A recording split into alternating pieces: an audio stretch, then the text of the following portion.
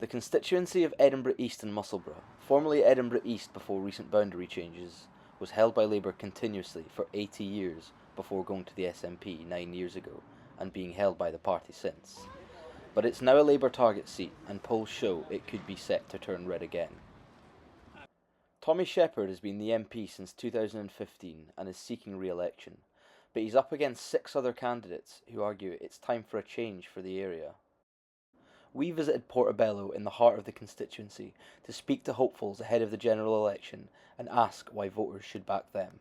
I have never in my life, and I've been involved in a lot of elections, known a situation where the distance between the outgoing government and the incoming opposition is so narrow. They seem to agree on an awful lot of stuff: the overall economic framework, Brexit, keeping the caps on subsistence payments to the poor, not taxing the rich, renewing a new generation of Trident submarines, a new nuclear power program. I mean, the degree of consensus is really quite awesome, right? So my message to voters is that given that that government is going to change anyway, and they don't need your vote for that to happen, you need to think about putting somebody into the new parliament who will stand up to the new government, represent Scotland's interests, represent Edinburgh's interests, and try and push them to be a bit more ambitious than what they're saying they're going to be at the minute. Don't want to blow my own trumpet, but I mean, I think it's been worthwhile, some of the stuff that I've done in trying to change the narrative about how we deal with drug addiction and drug problems, for example. I published a private members bill in that, which, although it didn't go anywhere, it sets a course for some of the changes, and I think we're probably likely to start making in the next couple of years. But the biggest buzz I get in this job is working locally with local people. I mean, just this incredibly vibrant area. You know, you think of any campaign organisation in the world, and I bet there's a branch of it here in Edinburgh East and Musselburgh. So it's great to have such a vibrant, active, engaged community, and I've enjoyed working with them. Both on campaigning stuff about you might consider political, but also on community initiatives like getting the Belfield Community Centre going, or the Portobello Town Hall reopened. Now we're working on the old George Cinema in Bath Street, trying to get something done about that. This is an amazing area. So I've lived in Edinburgh for about 8 years, and there's so much going for it. There's just some really basic stuff holding us back. So people are really struggling with the cost of living. Even middle class people are struggling at the moment. The NHS is on its knees and needs real help. We all talk a lot about how we want to fix climate change and do stuff about it, but we've got loads of warm words and zero action. So I think there's like a lot of stuff we could do that would really see this community like prosper and thrive. And there's also like a real opportunity for a local voice, both like speaking out on some like key issues like the sewage crisis of just pumping sewage into the water. So I've like been working in sort of public sector broadly defined for 15 years, and I've just watched things get worse and worse and worse on a whole host of different issues. And I just think that the opportunity to stop that and then reverse it and start doing things for community. You hear all the time about like community groups trying to make their way through it, or people attempting, these new ways to sort of bring the community together and tackle the challenges and crises, and they don't have government at their back. Yeah. Poverty and people really struggling. So like 8,000 homeless children in Edinburgh. 2 is the housing crisis. We've just seen the biggest rent increases in Europe. There just aren't enough houses, the population's growing up and we're not accommodating that. 3, the cultural sector really needs support. They got through the pandemic but they didn't. And then 4, the environment, and the climate. There's no shortage of people here who think we should do something about it. But as I say, we pump sewage out into the sea. Publicly owned Scottish Water just does that. It's disgusting and we should be stopping it. There is a just incredibly strong desire to see the Tories out, and people willing to do what it takes this time to make sure that happens.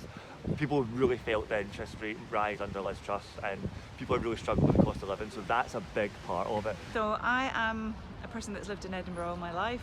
I've never been involved in politics before, but like a lot of people, I've kind of been fed up with the whole political system.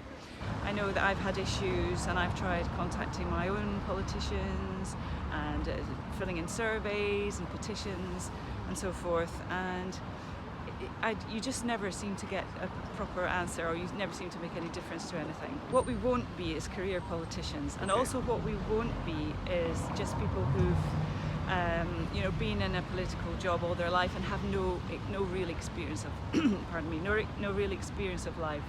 So we are people that have lived in the community, we've done jobs, we've been parents. There is a real current of dissatisfaction, which just about everybody I've spoken to is unhappy with what's been going on with the current system. I mean, it's affecting absolutely every area of our lives, health, education, foreign policy, absolutely everything. People feel that they're not getting a say in what's going on, either on the global stage, on their local stage as well. So at the moment, we're a very small number of people. So I can't stand on the doorstep and say this is our policy on this, that, and the other, because we have a few policies that we've all voted on.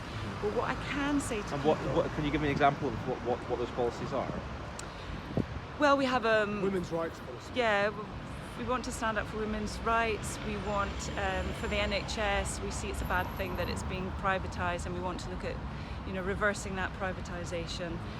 It's really, I think, that the nub of it, as far as that, my personal opinion, is that there's far too much corporate money and corporate influence that comes into politics, and that's really what's disrupting the whole system. So we want to tackle that as a key issue. Well, the housing emergency is coming up a lot wherever I go. People are really struggling to afford their rent. So one thing the Greens are pushing for, which we have been able to bring in Scotland, or we're about to bring in, are rent controls, so people can actually afford to rent a place in the city centre, and more social housing as well. And also to make better use of existing homes, and all the homes that are being let out as short-term lets, those should be brought back into use as long-term residential properties where possible.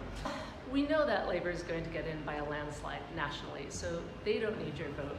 But we're saying the climate needs your vote. We have 5 years left, scientists say, to keep global temperatures from breaching safe levels for humanity. So Labour is going to be the government during that time, and if we don't show them that people want stronger action on climate, they won't do it. So with every green vote, we can send a message that they need to be greener, be better on that. Climate change really will affect us all. We're in Portobello right now. The sea level is rising. People are afraid that they're going to have to move away from their homes on the coast. And in Musselburgh, the flood risk is getting worse and worse, and there's the big Musselburgh flood protection scheme, which is dividing the community. One thing that really needs to happen is a much greater investment in our sewage system in Scotland, because it's from the Victorian era. It's not fit for purpose with a growing population and increasing rainfall and storms. So the Greens, through our transformative economic policies, we would raise the money to invest in our sewage system so that people can swim in the sea, they can take their dog for a paddle, they can take their kids out, they can kayak, they can sailboat, whatever they want to do, without worrying that they're going to get sick, or worrying about the wildlife in the sea, which is also really suffering. People are feeling really disillusioned, disempowered. Unfortunately, that plays into the hands of the Conservatives and the status quo, right? But I would just say, please don't lose faith. Use your vote positively to vote for the party who represents your views and your concerns and your hopes, because a vote for what you believe in is never a wasted vote, and we can change things.